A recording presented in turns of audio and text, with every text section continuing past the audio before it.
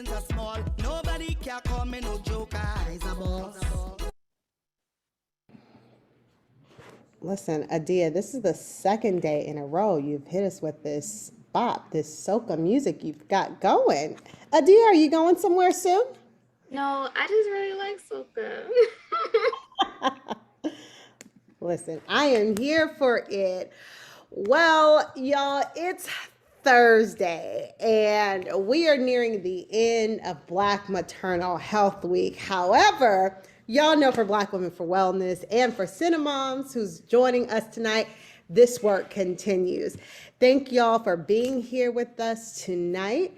We are grateful for your attention, your participation, and we are looking forward to an incredible demonstration. For those of y'all who are new to the Black Women for Wellness experience, or you might even be new to Kitchen Divas, Black Women for Wellness is a nonprofit organization on the south side of Los Angeles. We've been around for 23 years doing incredible work providing education, empowerment, and advocacy for Black women and girls. And the crazy thing is, even if you don't know about us directly, you might know about us indirectly through the work that we do with policy and even with civic engagement, and even some of the work that we do in the community around environmental justice. And so we've got so many different programs that are constantly moving the needle forward in various different spheres of influence and industries. And so tonight you get an opportunity to experience a little bit of Sisters in Motion, as well as maternal and infant health. And we get an opportunity to share with you some of our partners who help carry this work with us to ensure that Black moms and Black babies are taken care of in an exceptional way, because we deserve better. So thank y'all for being here. I'm Charity Faye. I'm one of the program managers with Black Women for Wellness. And from the Black Women for Wellness team, we've got Adia, who helps me in this work. She is our program coordinator. We also have, let me scroll. We've got Chanel Ross, who also does incredible work. She's one of the coordinators with Black Women for Wellness. And then in our virtual audience, we've got Miss Antoinette Drone, who does incredible work with our special events and with civic engagement. Y'all may have received a call from her. You may have even participated in a Sisters at 8 event. And then we've got the amazing Justine, who has been one of our interns for the past couple of months, who has also been supporting this work. And she has also been such a huge part in collaborating with us to put together this amazing cookbook that y'all are going to be able to preview. And then also our special partners on the call with us tonight, we have Roni. We have Miss I did it, girl. Listen, I had to say row your boat in my head first. We have Roni with us tonight, and she is from CinnaMoms. And we also have Kaylin. Did I say your name correct? Nod if I'm right. Yeah, that's right, girl. We have Kaylin with us from CinnaMoms. Can one of you tell us about the work of CinnaMoms and what it is that you all do with that amazing group? Yes, thank you, Charity. We're so happy to join you today to celebrate Black Maternal Health Week. My name's Caitlin. I'm the CinnaMoms project coordinator, and CinnaMoms is a peer-to-peer breastfeeding, motherhood, and family support program created by and targeted towards African-American women. CinnaMoms is a cultural brand which provides programs and events to engage families in dialogue about relevant topics in breastfeeding, health, parenting, and self-care. We strive to create a space where families can reimagine motherhood and parenting and are available to WIC families and non-WIC families. Very awesome. Thank y'all for being with us tonight. We Yes. are excited about being able to collaborate. We've got the same target market here. And so it's important the work that you all are doing, and we're grateful that y'all can join us tonight. Be sure to put your website or your Facebook group link within the chat in Zoom, and we'll make sure that it's over in the chat in Facebook so that we can continue to support you all's work, receive information and resources, and also just continue to follow you all's journey as you all continue to grow and thrive within our community. Yes, we'd love to. And on the call, we have Roni. Like you mentioned, she's one of our IBCLCs. Oh, very Part of the awesome. Cinna team, and Arena, she's one of our CinnaMoms project specialists and a registered dietitian in training. Very awesome. It is incredible to have all of you here. Oh, and here they are. They just all popped up in my square. My bubble has now been popped. Very awesome. Would you all like to say anything before we dive into the session? No? Okay. No, no, no. All hearts and minds clear?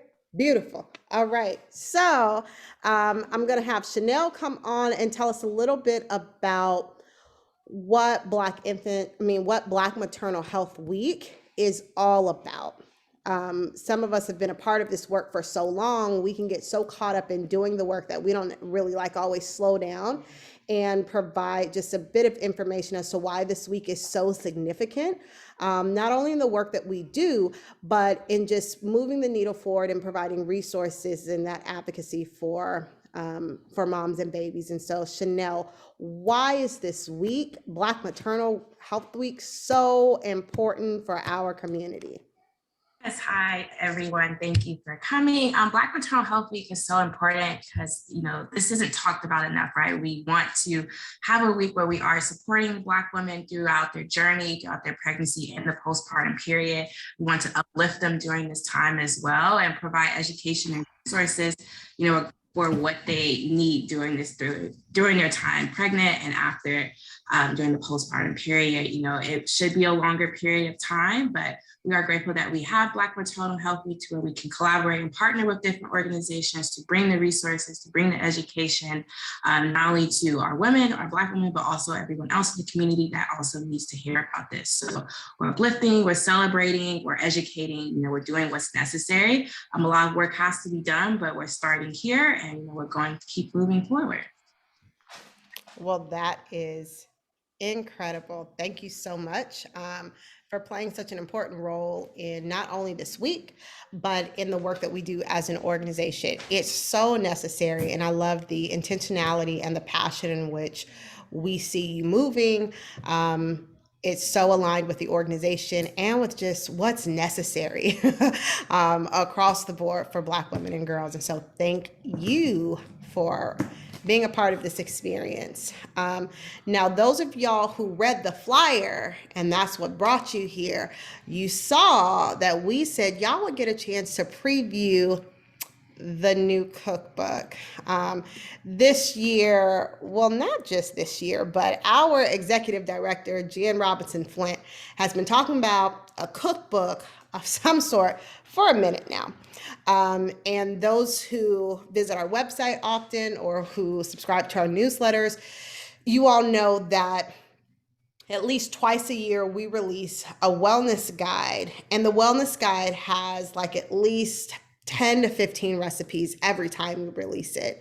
Well, this season, what we want to do was something really special for moms and for babies. And we just wanted to provide a collection of recipes that we thought would be most beneficial, especially with transitioning babies from milk to solids. And then we wanted to also focus on the nutritional needs that moms have, whether that be in effort to support lactation or just postpartum in general, and just helping us find our hormonal balance, our mental stability, and just feel overall healthy as we navigate the fourth trimester on through motherhood. And so this cookbook was definitely a labor of love. We've got Justine here, and Justine is an intern. And Justine, this was one of her major projects that she was able to work on. And so the collaboration has been awesome. This cookbook will be released within the next 2 weeks. We strive for providing excellence for our community. We don't want to just toss this recipe book at y'all and just say, go on your way. We want it to be something that feels good. And we also want it to be something that y'all use. Because I don't know about y'all, but I've gotten recipes before and they've just either sat around the house or on the fridge. But we want this to be something that you all find very, very beneficial for you and your families. And so if y'all are ready to see this cookbook and you're feeling good, give me a thumbs up or a hey girl, yeah, give me something. I see some thumbs up. I see some partying happening. Okay.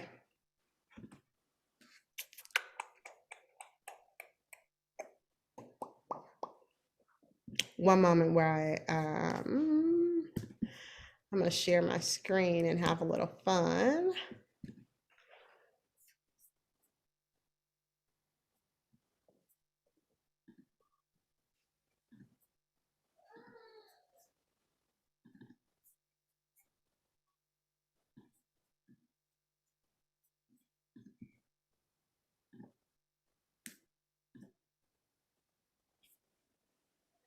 So here is our cookbook. It's a guide for mommy and baby because moms are important too. And we can't leave moms out the mix. Now, y'all, this thing is 54 pages. I promise y'all I'm not going through all 54 pages. We're going to skim together as a community. All right, y'all? Amen for a good quality skim. Here we go. Let's see how quickly I can skim.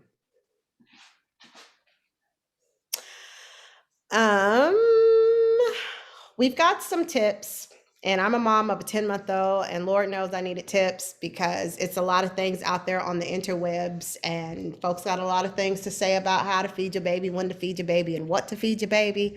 And so I need to simplify all of the things, and so I can let you know there are a lot of puree options in here that are great, and we did our best to make sure that we provide you with the nutritional information that you need. One of the things that we learned, there are certain pediatricians that are just like, hey, if your baby's under a year, anytime they eat anything, that is just for fun. Do not stress. Your babies are still breastfeeding or they have formula. They're getting loads of nutrition. So do not stress if your baby is not eating your beautiful carrot puree at 8 months. Don't stress, you know. And so we've got lots of different tips throughout this, throughout the cookbook, and many different really simple recipes. And I want to say for the most part, they are plant-based. You will not find anything in here talking about pureed mashed potatoes, turkey, and gravy for your baby, okay? We might do some brown rice purees with veggies and a sauce of some sort. Banana chai pudding. Now, here's the cool thing. There are some recipes in here that like your baby could eat, but you can eat too because it's just as healthy and it's just as good for you. Yeah, lots and lots of beautiful options in here. And then, oop, I took it back. I took it way back. Even bars, I know some of y'all have seen like in the stores, they've got lots of, it's easy and it feels good to go in the stores and you see something that's just like, oh, organic, completely healthy, and you grab and go. I'm letting you know now that some of the best things that we can do for our babies is cook for them, and some of this is all about meal prepping. Some of these things like the bars and purees you can prep at the beginning of the week. You can freeze them. They've got a good shelf life and you can pull them out on an as-need basis. I'm getting us to some of these options. Ooh, this is one of my favorites. These apple chips, because babies like to crunch. My daughter right now is on the little Aero biscuits because she likes to crunch, but these apple chips are good for both baby and mommy. And then we've got recipes for mama because your health matters too. I'll just share a few of them. For those who are concerned with lactation and energy, because that's a thing too. And then we've got some tips for mom, because tips are important. And then I think I'm gonna end it there.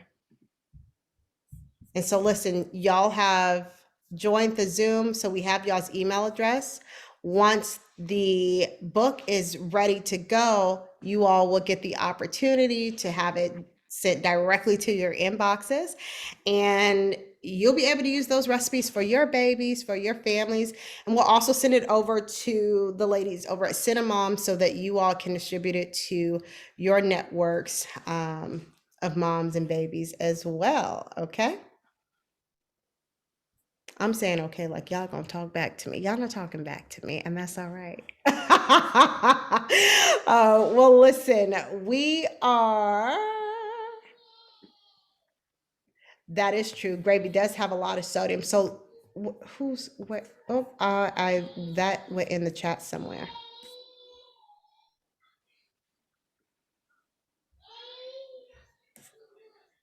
Somebody said we got you. Yes, that is very true. And if you make your, again, if you're making your stuff at home and not getting, those little, is it the Gerber jars of the food? My baby doesn't eat baby food like that, but it's got like, I've seen it. It's like the turkey, mashed potatoes, and like grape. That is just weird. But they be giving it to the babies, and I'm like, um, Do the yeah, it's babies just. like it? I don't know. I don't feed that to my baby. I didn't feed it to my son either. I'm just really, really good about. I'm just gonna cook it, and so that's why the cookbook is important, because not every mom has this repertoire of recipes or this Rolodex that she can easily go to. And so to simplify it, it's like, hey, let's provide some things. Let's provide the information. Especially, and provide the recipes for things that moms would most commonly grab for in the stores. And they stick the labels organic, they stick the healthy for baby, and you see the chunky little healthy baby on there. And it's not often that every mom has that time or even that insight to flip it over and let's read what else is happening in that package. All we know is I want my baby to be healthy. I want my baby to get food. And so we'll grab and go. And so having conversations like this, having cookbooks readily available like this, gives moms the opportunity to look over something that was provided to them by women who look like them, who knows their stories, who understands the complexities of balancing mom life and having self-care and working this job and multiple things happening at once. We understand the story, and we can say, hey, mom, slow down. Let's make sure that your baby has a chance to receive the most nutrition possible by giving them foods prepared in this sort of fashion. And so that's hopefully what the cookbook will allow mothers the opportunity to do. Get your baby the healthy stuff, and it's inexpensive. We were talking earlier today how veggies and fruit is less expensive than meat and all the other very unhealthy things that we load our plates up with. And so as an organization, we focus on optimal nutrition, and part of that is providing us with more fruits and veggies more often than not. And so I'm going to be really, really excited to click send on that cookbook to everyone. All right. So now we're going to get into it. We've got the amazing Chef Nowel with us. Day 2. This back-to-back special is going to be quite amazing. And Chef Nowel, give me a thumbs up. You're making something from the cookbook, yes? Yes, we're making something from the cookbook. So I'm super excited about that. I feel like I'm like the first person to get started on this. So I'm super excited about it. Well, just let me tell you, you are the first person. You are the very first person. Okay. So that is really, really exciting. We enjoyed you last night. We're going to enjoy you again tonight. And thank you for agreeing to make some of these recipes come to life by giving us a real life demonstration. And so we get an opportunity to see what this experience is really like of taking these recipes, exploring. I almost feel like I know what you're making. I see the ingredients. I know this book. Like we on to something tasty. So I'm going to toss it right over to you. Thank you for being with Black Women for Wellness. This is our amazing Kitchen Diva chef, Chef Nowel. She has definitely become one of our instant favorites. And I have no doubt that this experience is going to be amazing. So thank y'all for being with us, and let's experience how healthy can taste real good. All right. Thank you so much for that wonderful intro. I'm like, oh my goodness. Okay, pressure's on. But yes, tonight I am making one of the recipes out of the book. I'm one of the first to do it, so I'm super excited. I'm looking at all of these fresh ingredients. We have butternut squash, we have our beans, we have carrots, celery, tomato, onion, parsley, all this good stuff. So I know we have our nutritionist that's on board, so hopefully she'll be able to explain all of this goodness and why it's important for us to eat it and to consume it. So we're going to make a soup tonight. So last night we did a 1-pot meal. So as a mom, as a busy person, you want to create something that you're able to save later and put in the refrigerator or put in the freezer, and you can have it again and again and again. So let's get started. So I have my water that's already kind of started boiling here. I have my pot that's kind of warm, probably a little hot. So you might hear the olive oil sizzling a little bit. If you do, I apologize. Oh, it didn't. Okay, well, we're off to a good start. So I'm just gonna drizzle my pot with some olive oil to warm it up. And so, like I said, tonight we are making vegan minestrone soup. And so it is jam-packed with lots of antioxidants and really great protein here with our beans. And we're just gonna have a good time. So I'm ready. So first, we are going to go ahead and add in our celery and our onions here. So what we wanna do is we wanna saute that in our oil. And then, you know, once you guys do get a chance to try this recipe out, you are going to be able to smell this lovely aroma yourself. Sometimes I wish people were here to cook with me because then you can smell it. It's just so much better when you smell it. Well, give us your address, Chef Nowel. I'm sorry? You can always give us your address. Oh, yeah, absolutely. You know, I'll do that on the side, you know. Absolutely. So we're going to go ahead and stir that in there in our oil a little bit. Turn our heat up a bit. So sometimes I like to turn my pot on with these hot plates because it takes a little longer to warm up versus a traditional stove. So bear with me. But I love the smell of onions. I love putting onions in pretty much all of my dishes. It just has a really beautiful smell. It fragrance the entire home. Like if you go in somebody's house and you smell this, you're like, oh, they're cooking something really nutritious. It smells really good. So we're gonna put that in there. All right. And while that's going on, we're gonna go ahead and add our pasta to our boiling water. We're gonna add that in there.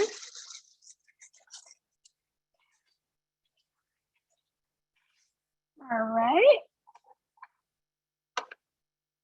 To get that started, we're gonna stir that around. Make sure it doesn't stick. We wanna make sure our pasta is not sticky, not hard, and perfectly cooked. So I don't know if you guys can hear that, but these onions and the celery is definitely sauteing here. And I took a look at the, oh, I'm sorry, is somebody gonna say something? Chef Nowel, what are some of the other pasta options that you can provide us with? I know specifically, like if I'm making something that requires a pasta noodle for my daughter, I use like the chickpea pasta noodles. Mm-hmm. Yes. Because we're good with beans. So what are some of the other suggestions that you would provide for either an all veggie pasta noodle or even a bean noodle that's not necessary flour or gluten? Yeah, absolutely. So there are a few different gluten-free option pastas that are on the market. My favorite one is called Banza. It's spelled Banza, and it is a chickpea pasta. And they literally have every cut of pasta that is gluten-free that is made with chickpeas. So they have spaghetti, they have rigatoni, they have macaroni, macaroni elbows. Excuse me, not macaroni, but the elbow mat. They have pretty much every cut. And even now on the market, there's so many brands that have started going gluten-free as well too, because so many people have these gluten allergies. So it's kind of like, you know, I think it's pretty cool that, you know, they're starting to adhere to people that have these different allergies. And especially, like you said, you want to make sure baby is healthy. And sometimes we don't know if our baby is allergic to something, you know, right away. So starting with something that is gluten-free to get started is great. But yeah, like I said, my favorite brand is Banza, and it literally comes, there is chickpea pasta, and it comes in literally every cut of pasta that you can think of. I think they even have fettuccine, all kinds of stuff. So yeah, chickpea pasta. There's arrowwheat pasta that's also gluten-free. But yeah, most of the stuff that I see on the market is chickpea. Oh, and then I've seen some that are made from like sun-dried tomatoes as well too. I've seen that too.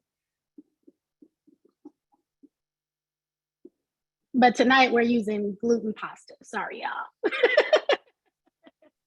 I love sun-dried tomatoes, but I'm not sure how Yeah. that tastes in pasta. That's a very interesting combination. I might have to try that and let you know because I haven't tried it either.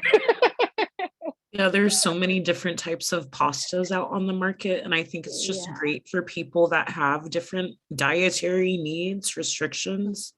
I like to promote like the veggie-based pastas, especially for some kids that don't necessarily like to see the vegetables in their food. It's a good way to sneak it in there and to just add on that extra serving of vegetables.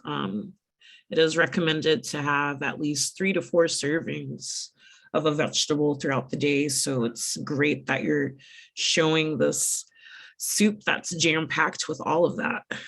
Yes. I'm glad you said that. I know with my son, I have a 6-year-old son. He just turned 6 on Monday. And he is a huge fan of pizza.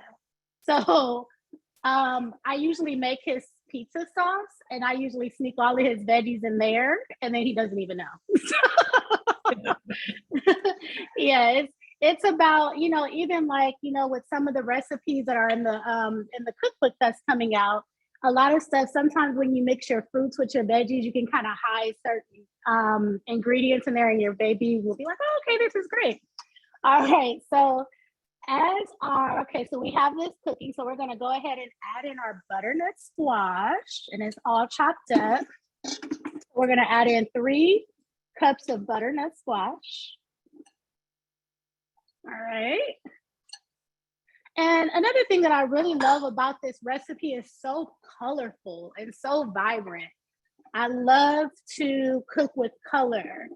Anything that has a lot of color, to me, I always say kind of stay away from the browns and the whites, with all of the starches, you want to add in more colorful ingredients to your meals. And to me, I just think it looks better. It's beautiful. I'm gonna go ahead and add that in there. Yeah, and so we're gonna color, it has like a different vitamin, antioxidant, like you mentioned, like the butternut squash in there. It's packed with vitamin C and beta carotene, vitamin A, which is really important for babies and moms that are breastfeeding for eye health. So those yellow vegetables. And then the purple ones, those are your anthocyanins. Those are antioxidant that can help with keeping your cells in your body healthy to prevent cancer. And then those onions you mentioned, those are good with fighting off carcinogens too, which are cancer causing agents in the body. So lots of good things happening in that pot. Yeah, all of this goodness. It's kind of like, as soon as you probably take a bite out of it, you're just like, oh my gosh, I just feel instantly better. Yeah. You just feel good about it. And that's one thing that I also love about soups too. Sometimes when you don't have a lot of time to, do different courses and things like that, you can just throw a whole bunch of good, healthy stuff in a soup and you just have everything right there jam-packed right at your fingertips. And I absolutely love that. That's one of the reasons why when I skimmed through the recipe book, I was like, oh, I have to make that one. I feel like this one is the best way to kind of kick off the cookbook because it has so many healthy attributes to it. So I love this. Kaylin, can you tell us what are some of the tips that you would provide when transitioning baby from, I won't even say like transitioning baby from milk exclusively to like incorporating more solids? Because there is a lot on the market now for like, hey, they can like just go instantly into solids, like skip the purees, skip all of the, things that our moms did and just, steam it, roast it, and give it to that baby. So what are some of the tips that you can provide when gauging like what our babies are really ready for, and what are some of the things to like keep in mind when starting them on that journey into solids? Yeah, that's a great question, Charity. I like how you said before in the beginning, it's your baby, you know what to do. But what you mentioned before, that's baby-led weaning. So rather than just providing the traditional spoon feeding method, purees all day, you're giving the baby different textures all at once of that same food. But first and foremost, you want to make sure that your baby's ready to eat. You want to look for those physiological signs of readiness that show that your baby's digestive system is able to take on those solid foods. If you think about it, you know, we're eating for the rest of our lives. And that breast milk, or if you're formula feeding, it's perfect for them for the first year of life. Food is complementary. It's complementing the nutrition that you're already providing in your breast milk or formula. So looking at for those signs of readiness, is your baby able to hold their head up? Is your baby able to sit up without falling over? Is your baby bringing things to their mouth, like toys or their hands? And is your baby able to wrap their lip around a spoon? And then after that, is your baby going to swallow the food, or are they going to play with it in their mouth? So there's a lot of different things that happen that lead up to introducing solids. Now, Kaylin, Foremost, the signs of readiness. you know these babies gonna play with the food and then swallow it, maybe.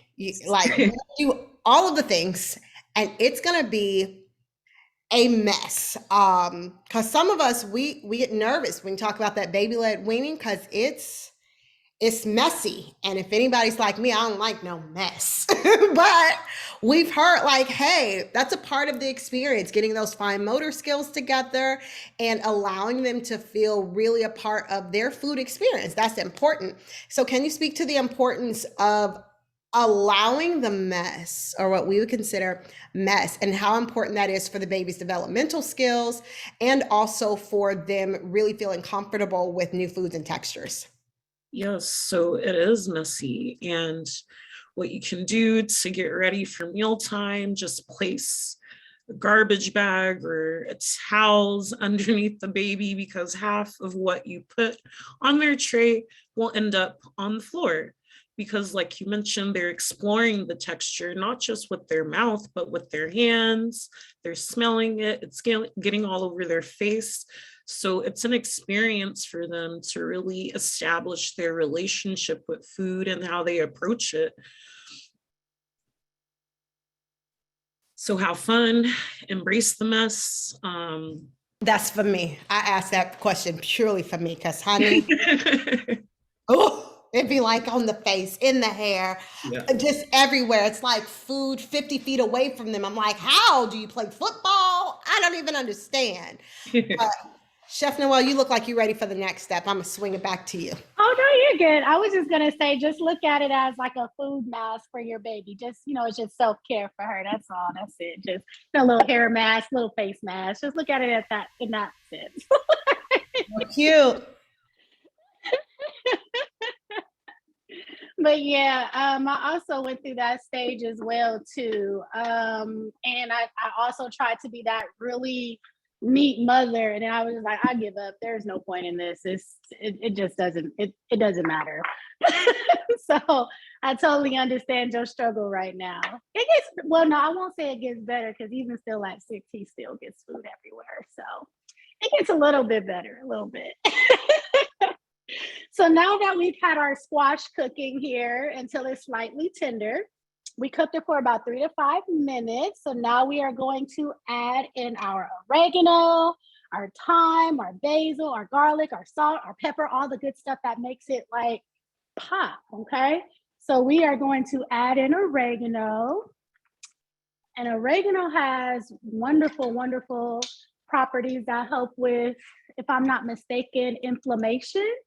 It helps with a lot of inflammation. So maybe and your immune system too. So oregano is really, really, really good for you. So I love the fact that this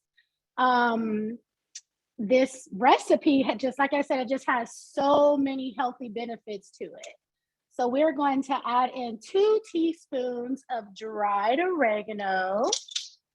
And I'm literally going to follow this recipe exactly, because, sometimes we like to just add stuff until the ancestors tell us to, that's enough. But I'm a play nice. I'm gonna play by the rules today, and I'm gonna follow it exactly.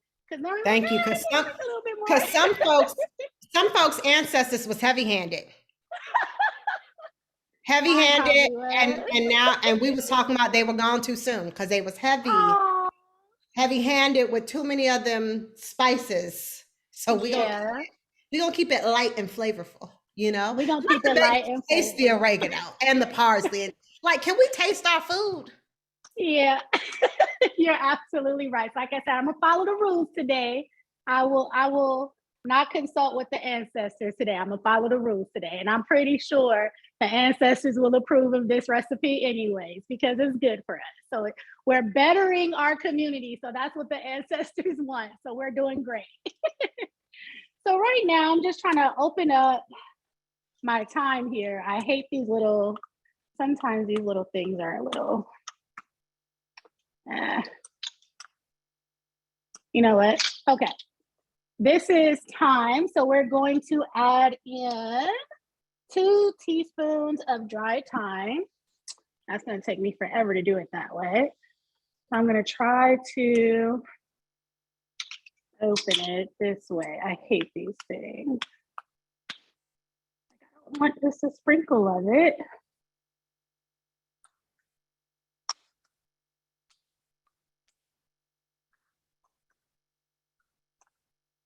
Okay, let me see. I want to try to open it with my knife here. There we go. That's all I needed. Need a little motivation. All right, so we're going to do 2 teaspoons of thyme.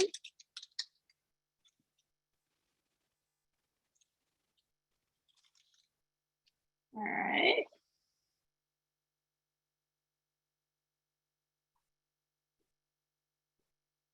There's 1 and 2. And then we are going to do 2 teaspoons of dried basil. Okay.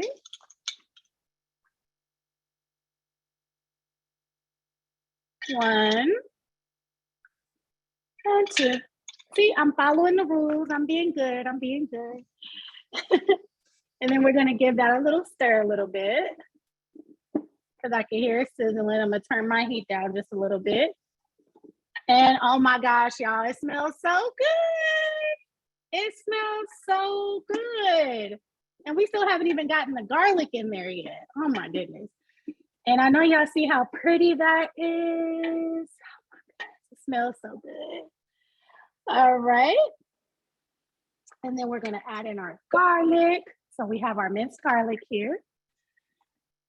Let's see, it asks for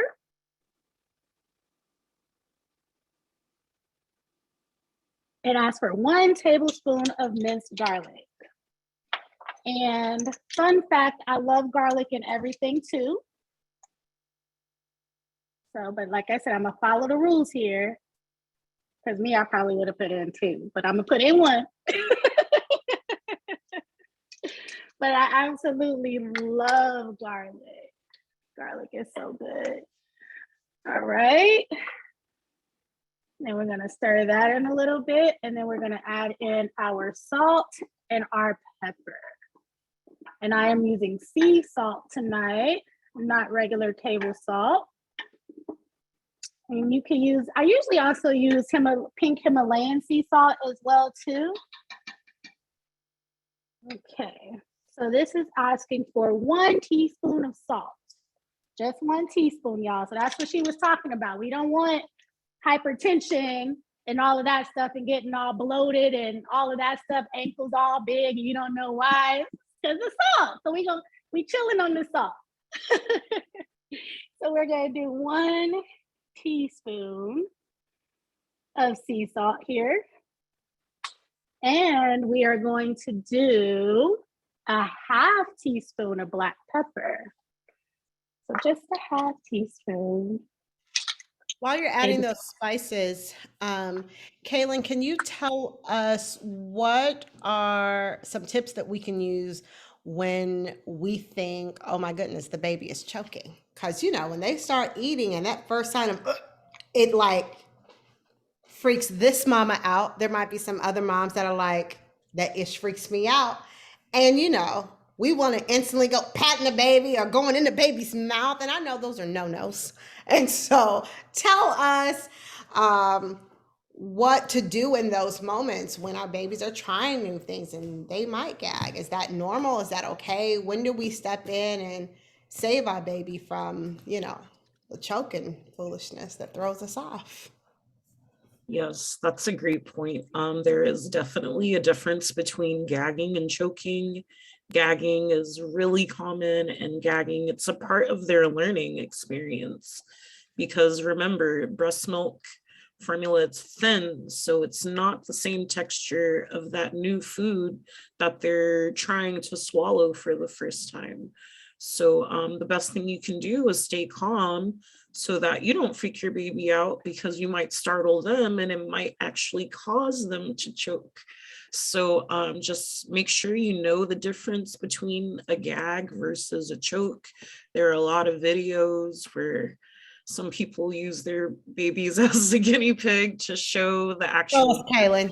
You show us. You show us, Kaylin. What's the difference between a gag and a choke? Show us now.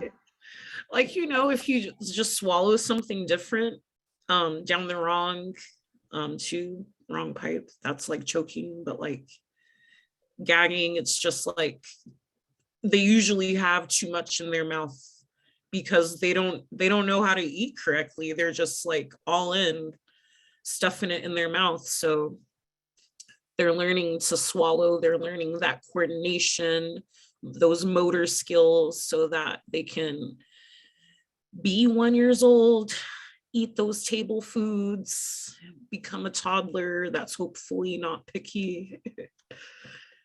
How often should we, or how many times do you think that we should, or is it good for us to introduce a food to our baby? Like, we have those moments where it's like, we'll give a baby a banana one time. And if that baby is like, no ma'am, no sir, then we like, our baby just don't do bananas. She don't do bananas. Now she grew up her whole life, no bananas, you know? And so it's like, hold on. I think sometimes like we create picky eaters because we don't really know how often should we be introducing, what are some of the best practices with, you know, giving our babies these new foods? Yeah, so that's really important that you brought that up. One of the things that cause a picky eater is the lack of variety and the lack of texture that they have as an infant. So what you want to keep in mind when introducing a new food is to do one food at a time to make sure there aren't any allergies, because if you're giving apples and strawberries and they have hives, you don't know, was it the apple or the strawberries? So giving one food at a time, waiting at least 3 to 4 days in between. And then after you do that, you can start combining the things together for them. But babies, they take time. We all have our food preferences, which is completely natural. Your daughter likes crunchy apple chips, which I find is awesome. 10 months old, that's great. But not a lot of parents are comfortable offering that. So it's what mom or whoever's taking care of the baby is comfortable with doing, keeping in mind that if you're able to provide that variety, that's even better. Which I think is great to bring up our food package for WIC. We actually have an increase for the fruits and vegetables. Before, for a breastfeeding mom, it was just $11, but now it's $47, which is such a huge improvement. We can do better, but that's the first step. Ooh. And imagine with that difference, how many different types of fruits and vegetables you can buy and prepare for your baby, because it's not expensive, but having that extra little bit helps. Yeah, yeah. That's a really, really big deal. And one of the things is just finding new ways to introduce foods to babies Yes. is important. You know, like, no, my baby is not taking a banana and it's like gonna gnaw on it and live her best life. If I puree it, she's good with it. If I, puree it and maybe put it on a slice of bread, she might jam with it. And so don't rule out something for your baby. Challenge yourself to find different ways to represent that particular item to your child.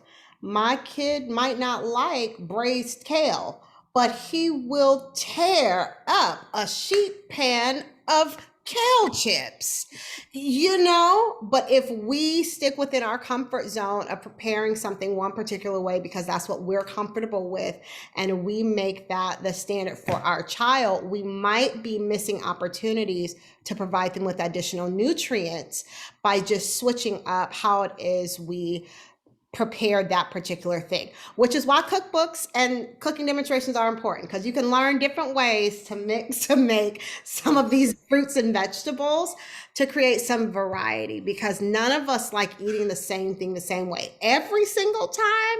I mean, maybe fried chicken if that's still your jam, but other than that, we need you to switch that thing up a little bit, And so I found that to be really, really important, to reintroduce that thing 15 to 20 times. If after 15 to 20 times your baby is like, no, this is just not my thing, then you can say, a baby just doesn't like bananas, but try switching it up before you rule it out. Because remember, we're fueling our babies with vitamins, with the nutrients that they need when they no longer have our breast milk or formula. Back to you, Chef Nowel, in the kitchen. Awesome. That was some great add-ons right there. Y'all was dropping some gems about that because, like I said before, I also had a picky eater too. And it's easy to be like, okay, he doesn't like that and move on. And then you have your kids who are only eating nuggets and fries for like a duration of years. So I love the fact that you guys broke that down of different ways to introduce foods. All right, so now that this is cooking, I've been over here smelling it too, and it smells amazing. I love how it smells. It smells so good. And it's super easy as you guys are watching me go through this. So now we are going to add in our tomatoes. And tomatoes are high in vitamin C. And then we are going to add in, let's see, our vegetable broth. And so this is 8 cups of vegetable broth. Yes, let's see. Let me make sure that I'm saying that correctly. Let's see. Yep, 8 cups of vegetable broth. So that is literally 2 containers of vegetable broth. I'm gonna add that in there.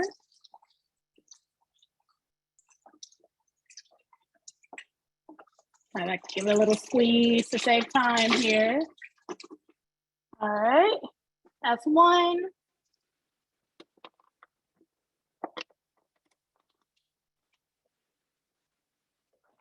Shake that up a little bit. And that's 2.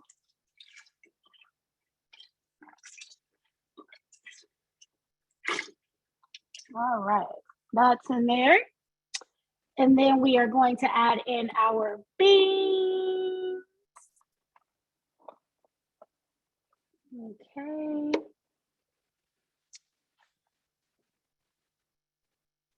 And the type of beans that we're using are, let's see, cannellini beans. So I rinse these because when you get canned beans, they really have like that oily film on it, and it's like super oily, and sometimes it also has added sodium and stuff in there. But I'm going to give that a stir. And do you guys see how beautiful that is? Look at all of those beautiful colors. All right, so we're going to continue to cook this on low because it's pretty much done. We've added everything in there. We're going to cook that on low for about, let's see, 20 to 30 minutes. So we have our pasta that's done. A good way that I could tell my pasta is done, because we want to make sure that they're nice and soft. So I like to use this little apparatus here, and I like to see how soft my pasta is. So if I could kind of like poke it and you have that bend to it, we're good to go. So I'm going to go ahead and drain this over here, kind of out of the camera view, but I'm draining it. Okay.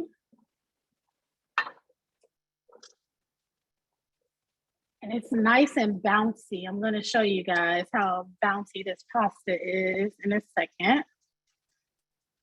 So another good way to know that your pasta is done is you see how it moves there. It's not sticky or anything. So our pasta is completely done. So I'm going to pour it back into my pot.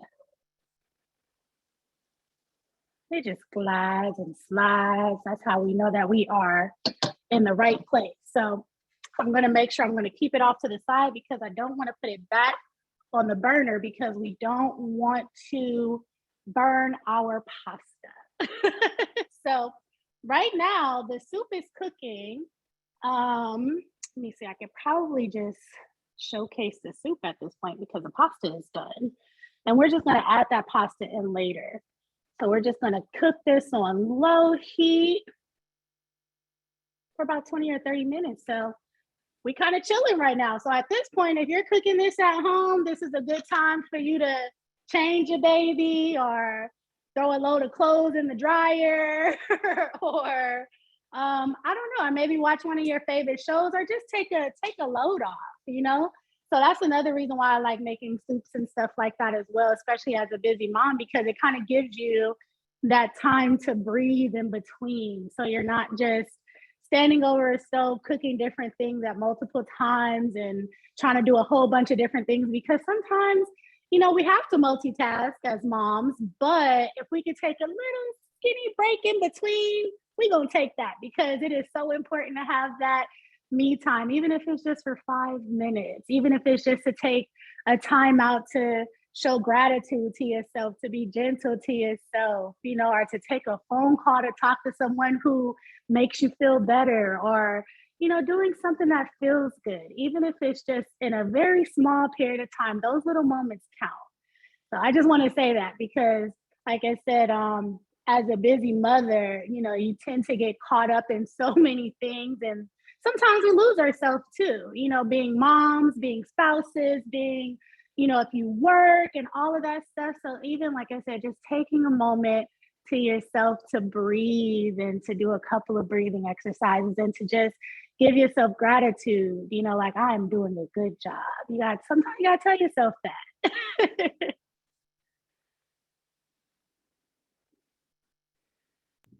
Well, listen, Chef Noel, you are doing a great job, okay? We are here for Thank the magic. you. We're here for all of the magic that is in that amazing pot. Yes. And before we wrap up, because I don't know if we'll be on for the entire duration of what's happening in that pot, I do want to ask the ladies over at CinnaMoms to provide us with a few additional tips that they can provide for moms, especially like those first-time moms who are concerned about lactation. And again, we will WebMD and Google University our lives away over, oh my God, I need more milk. And we listen, I ordered brownies. It was, I won't say the brand I ordered this from, but it was like a kit. And it had the oatmeal cookies in there. It had brownies. It had lemonade. It had all the things. I was just trying to do everything possible to increase that milk supply. And then after 2 weeks of being on all of those things, I had instant weight gain because they are loaded with sugar in all of the things so that it can taste good. I lost my ish. And so can you provide us with some practical tips and maybe even dispel some of the myths for new moms around lactation and what proper lactation support really looks like. Thanks for sharing, Charity. Yes, we call those galactagogues, the so-called lactation aids, teas, cookies, tips. But the fact of the matter is, if you're not removing milk, you're not going to produce milk. You can eat all the brownies, cookies, drink all the teas in the world, but if you're not moving that milk, you're not going to produce it. Breastfeeding works like you have to demand it for the body to supply it because it takes energy to produce breast milk. So if you're not latching baby frequently, removing that milk, letting your body know, hey, breast is empty, we need to make more. The introduction of formula sometimes jams up that whole process. It can kind of hinder moms in their journey with breastfeeding and cause them to wean a little bit earlier. So truly, milk removal, latching baby, frequent feedings is how you basically produce breast milk and how you protect your supply. Now we understand some moms do have to supplement, but like in the very beginnings, I always try to tell my moms at the WIC program, like if you could try your best to avoid breastfeeding, avoid bottles or formula feeding in the beginning. And after at delivery, try to latch that baby on within the first hour to get breastfeeding off to a good start, lots of skin to skin. That's a good way to kind of build up and protect your milk supply. With diet, of course, you want to eat healthy, you want to eat well, but there is no special or magic diet for breastfeeding women. We recommend that you eat a nice wide variety of foods, good proteins, lots of fruits, vegetables, fibers, beans, all that good stuff. So no special diet. There's actually research that shows that mothers with poor diets still produce quality milk. Isn't that but of crazy? course, that's crazy. The body knows what to do, but you don't want to use that as a license to just go crazy with junk food and eat. Don't be eating Taco Bell. Get off your Taco Bell. You want to nourish your body so you're able to nourish your baby. So just eat a rainbow, lots of different colors, fruits, veggies, nuts, seeds, beans, whatever you can tolerate, good healthy proteins with like low fat content. Eat like it has some sense. Yeah, try to avoid frying as much as you can, bake, grill, broil. But just, eat what you like, drink to thirst and continue on with breastfeeding. My other question is, because some of us, we can't wait for daddies to take over night shifts. And so we listen, the way we put them pumps on our registry, I had 2 of them on mine. I was like, I need options. Okay. And so we are real quick to, all right, baby latch good. Okay, cool. Now I'm gonna just start pumping. Tell us some of the best practices when it comes to pumping, because sometimes we hear like, don't pump before 6 weeks, or hey, pump, and like we just hear all of the things. And so what are really good practices? What should we prepare for, knowing that, hey, we do want to breastfeed and dad, our partner, they're going to get their time. But what about that breast pump? Because girl, it's real out here in these pumping streets. It is. And a lot of women think they have to have a breast pump in order to breastfeed. You do not. Breast pumps are handy for like when mom is separated from baby, like when something happens during birth, when mom has a low milk supply, needs to work on building supply, pumps are very handy. And then pumps are really handy when mom is returning back to work and she wants to pump and be able to leave breast milk for her baby when she's away. So there's different scenarios and cases where breast pumps can be very useful, but when you compare how the baby latches to the breast and remove milk, the stimulation is totally different and nothing can compare. A pump, it's adequate for providing suction and helping with expressing breast milk, but baby at breast is truly the best. But pumping, if you have to, like I said, if mom and baby are separated at birth because baby has to go to NICU, mom has to go to ICU, in that case, we would want mom pumping. Or if she's returning to work or working on a low milk supply, trying to increase it. Those are like, I would say situations where pumps can be very handy. Now, one thing that isn't talked about often, but it is common for moms to be grossed out sometimes with baby on their nipples. I was one of them. I was like, nope, not gonna. Right. That's a really, really, that is a common experience. And so what do you do in moments like that where it is a real challenge psychologically and even emotionally for moms to Right. have their babies on Right. them? What do you say in those moments? Yeah, I'm glad you brought that up. There are some cases where moms just do not like having that sensation of baby latching onto breast due to sometimes sexual trauma in their past, or just not liking having that sensation at all.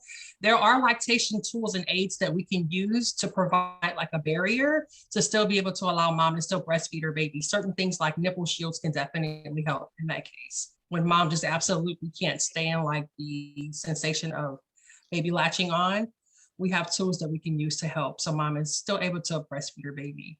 Mm-hmm. That is very good to know.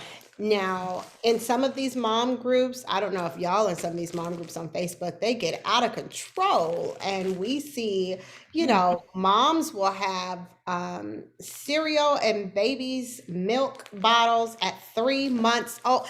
Like, and our grandmothers and some of our mothers would put cereal in the baby's bottles. Like, what is it about that?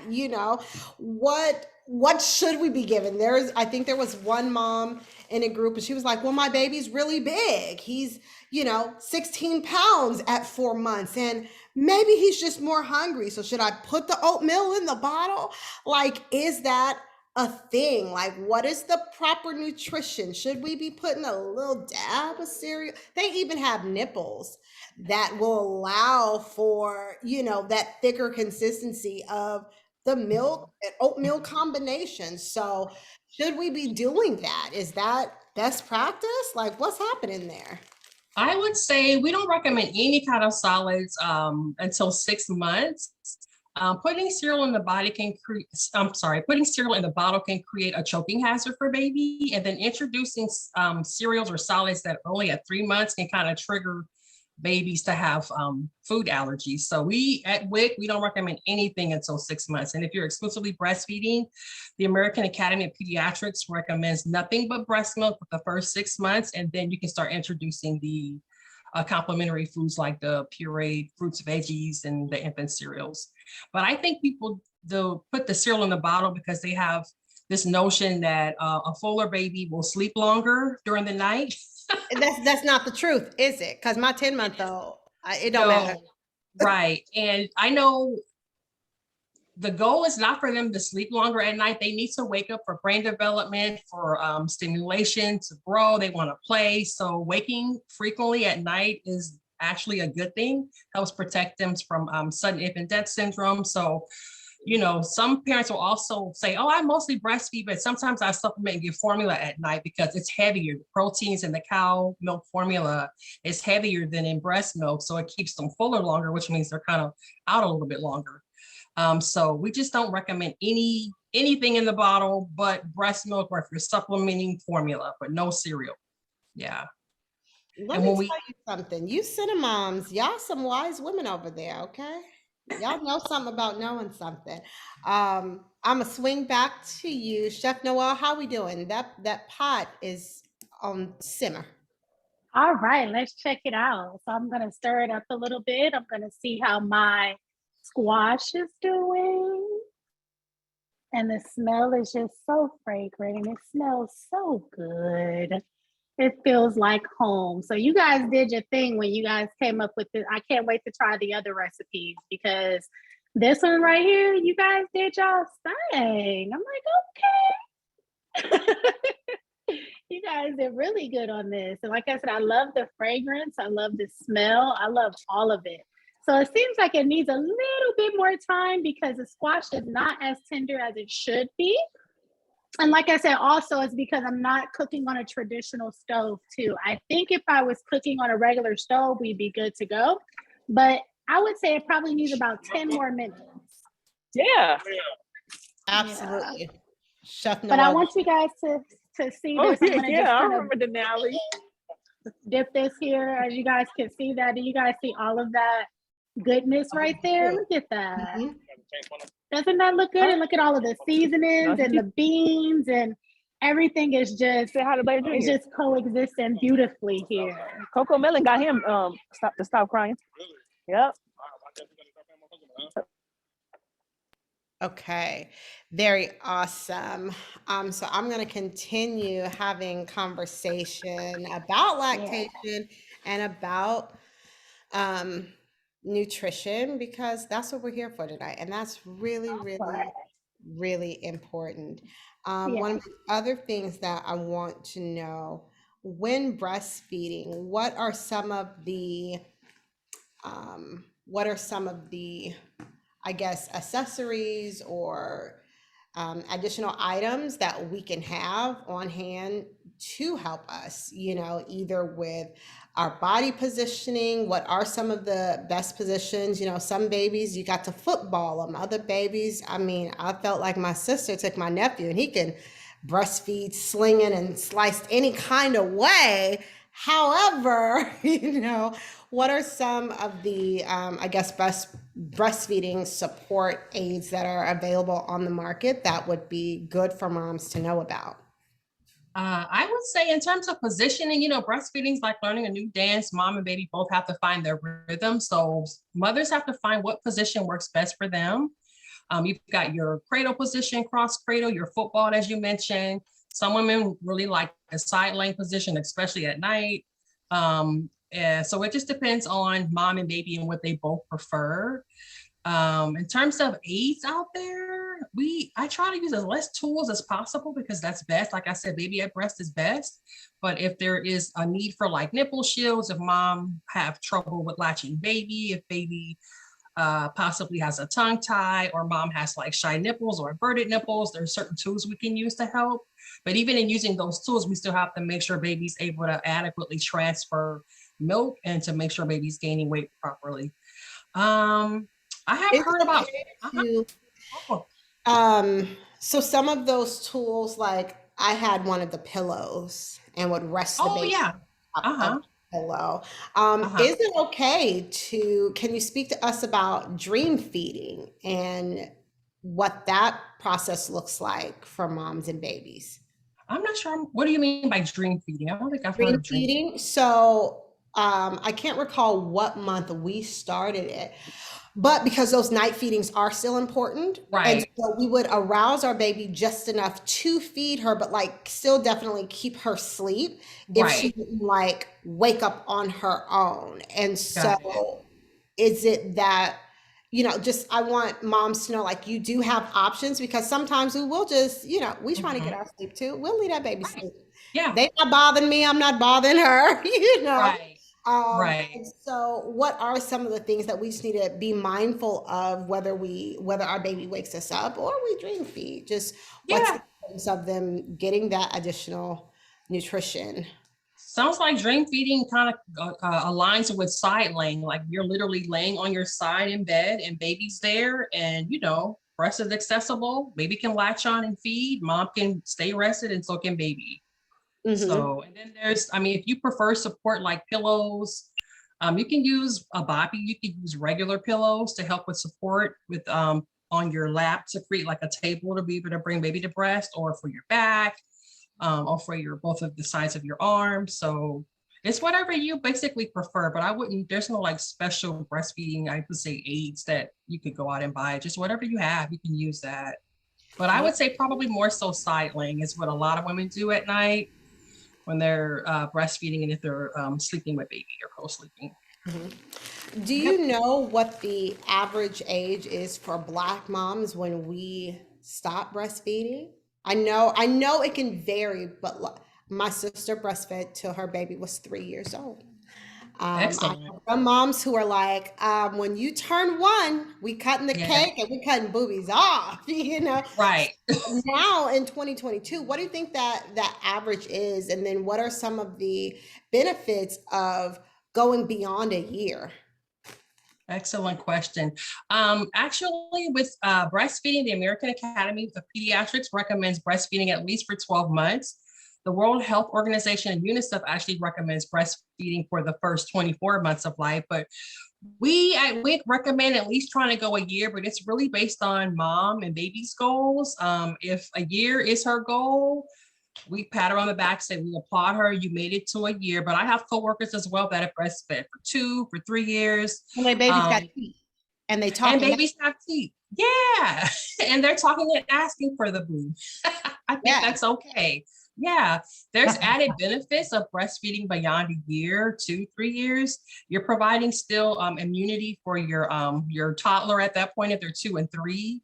Not more so nutrition. The nursing is more so for like bonding, but you are also passing on like things like vitamins, some nutrients, but more so for comfort and protective immunity as well. And then that helps with mom in terms of lowering her risk of developing type 2 diabetes and things of that nature, and lowering her risk for reproductive types of cancer like breast cancer and uterine cancer. Very, very awesome. Well, thank you, Roni, for that amazing information. I'm going to swing back over with Chef Nowel because we are going to wrap up the night. Because here's the thing, we're not going to be able to eat it with you, and we don't want to watch you eat that amazingness in front of us because that's just not right. But we do want you to wrap up and let us know, how are you going to top this off? I see 2 bowls. So what's going to happen when you put this amazing soup in those bowls? All right, so these 2 bowls were just for the ingredients. So we're actually going to put our soup into this bowl here. So what I'm going to do is I'm going to go ahead and ladle the soup here, right inside all of that goodness there. You guys can see that. Ooh, look at all of this health right here. And it smells so good, y'all. And then I'm going to go ahead and add our pasta on top. Like so, like that, as Miss Tabitha would say. So it looks like that. And then we're going to go ahead and add in our parsley just to garnish. I'm just going to pick some off here. And this is what you guys have. Look at that. Doesn't that look good? It does. It's very colorful. Yes, and it smells amazing. Even though Adia don't like Skittles. That's a beautiful rainbow right there. Okay. Yes, absolutely. I mean, look at all of this. And it smells amazing. I'm looking at all of the different spices inside of here. I mean, look at all of that beautiful color. You have your tomatoes, your squash, your celery, your onions, your parsley. I mean, literally, this is kind of like a multivitamin in a bowl. That's how I look at it. That's how I look at it. Yeah, this is your multivitamin. And I mean, like I said, I'm gonna take a little bit here. I'm gonna try it myself. We're gonna see how those flavors mix in.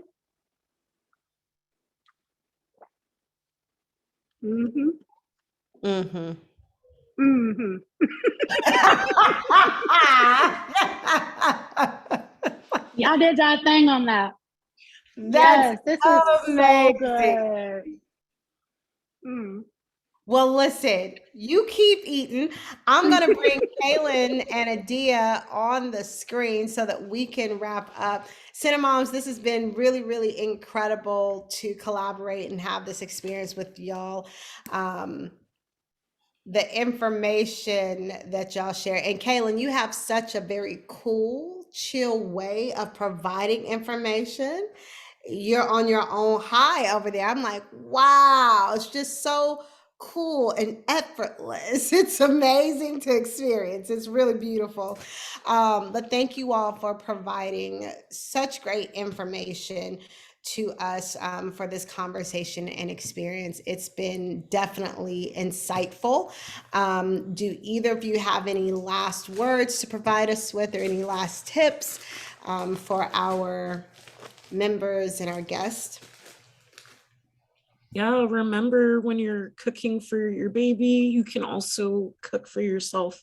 I love that about the cookbook, how it incorporates mom and her needs as well, because like Chef Nowel mentioned, you get so caught up in everything you have to do to take care of your family, you have to take care of yourself too. So you're providing your baby these nutritious foods, and you can have it too. Yep, absolutely. Yes, thank you all for sharing with us. Honestly, it was very informative. I personally don't have kids, don't plan on having any anytime soon, but I did learn a lot about even like breastfeeding and lactation and about the nutrients that are in these foods that we're learning how to prepare, how to feed babies, how to know if they're choking. Honestly, see, this is the reason why I don't need kids right now. Forgot about that as even an option. But I really learned a lot in this call, and I really hope that everybody else who joined us also learned a lot from this session as well. Absolutely. Chanel, we can bring you on the screen. Chanel, I got to find you first, huh? No worries. But yeah, I want to say thank you. I'm the same way, Dia. I don't have any children right now, but I think all this information is just informative just to hear and just to have. Hoping, you know, when that time does come, I can remember all this or still reach out to CinnaMoms and still have that cookbook on hand. But I mean, there's some recipes in there that I just want to make for myself, you know, just to have and just to eat some good food and some nutritious food as well. But I think this is very informative and great for everyone to be a part of. And before we wrap, Erica wanted to know, how long can I leave breast milk in the fridge? How long can leftover breast milk stay in the fridge? Yeah. In the fridge, I would say about 3 days. Usually the rule of 3 days, 3 to 4 days. And then what about in the freezer? In the freezer, fresh pump breast milk in the freezer that has its own door, you can really store that for up to 6 months. Yeah. Very awesome. Very, very awesome. Well, this has been incredible. Wait, oh, now this is interesting, Erica. She said, for example, after defrosting, and my baby only drank 2 ounces of 4 ounces. Yeah, it's recommended depending on the age of your baby, when you do store it, to store it in like 2 ounces versus like 4 or 6, so you aren't wasting. But if they only drank 3 months. 3 months and drank how many ounces? Like 2 of the 4? 2 of the 4. Possibly put whatever was left, not whatever was left back in the fridge, but I would still try to offer that within the same day instead of just tossing it. And we've got great tips on how to pump and store breast milk. I'm going to put that in the chat really quick. Let me pull up. If you go Or you can take that 2 ounces and perhaps there you go to body butter. There you go. It's not wasted. It's just do not waste it. Yes. We like cocoa butter babies, but you can make some body butter and you can put that in there. It's really, really healing, because you're going to have those moments where baby might have a rash, or, you know, when you're exploring these new foods, you know, baby might trip out and the skin might have some sort of reaction. But if you've got this body butter that's got your breast milk in it, that'll be more healing than, you know, some of the other stuff that's out on the market. So that's an option too. Yeah, I agree with that. When I first had my son, I breastfed as well too, and he had the pink eye. And I literally took some of my breast milk and I dropped some in his eye, and that pink eye was gone within a day. I mean, when they say liquid gold, it is liquid gold. And I love the fact that, you know, when we pump our milk, sometimes the milk changes colors depending on what the baby needs. So let's say if your baby is, you know, maybe sick or something like that, your breast milk will provide exactly what your baby needs. I mean, it's just amazing. Dynamic. Yeah.